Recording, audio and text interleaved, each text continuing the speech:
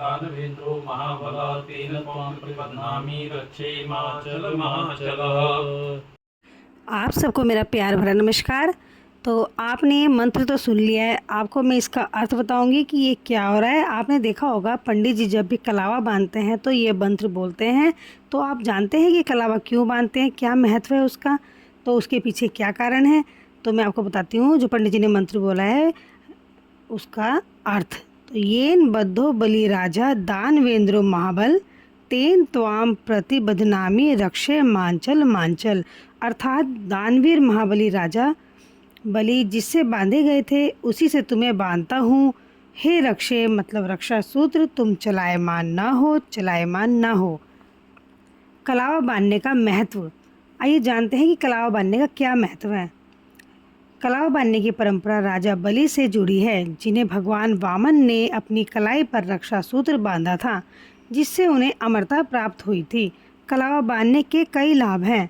कलावा बांधने से बुरी नज़र नहीं लगती, नकारात्मक ऊर्जा से सुरक्षा प्रदान होती है, स्वास्थ्य लाभ होता है।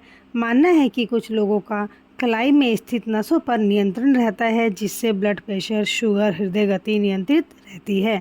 हाथों में कलावा बांधने की परंपरा प्राचीन काल से चली आ रही है, जो धार्मिक सांस्कृतिक दोनों स्तरों पर महत्वपूर्ण मानी जाती है।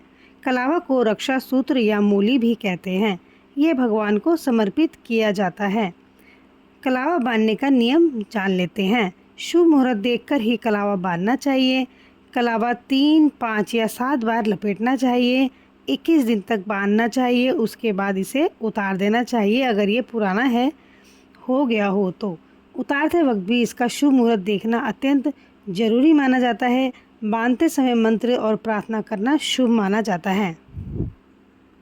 आइए आपको सबसे महत्वपूर्ण बात बताती हूँ कि इसे बंधवाते समय मुट्ठी बंधी होनी चाहिए और आपका दूसरा हाथ आपके सिर पर होना चाहिए।